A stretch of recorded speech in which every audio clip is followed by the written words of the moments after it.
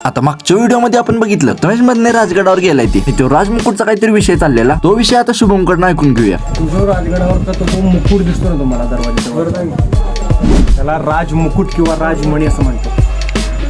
तो दुसऱ्या कुठल्याही गडावरती सहसा पाहायला मिळत नाही. त्याचा अर्थ काय आहे? ज्या गडावरती राजानं वास्तव्य केलेलं आहे किंवा ज्या गडाला राजधानीचा दर्जा मिळालेला आहे अशा गडांवरती राजमुकुट कोरला जातो.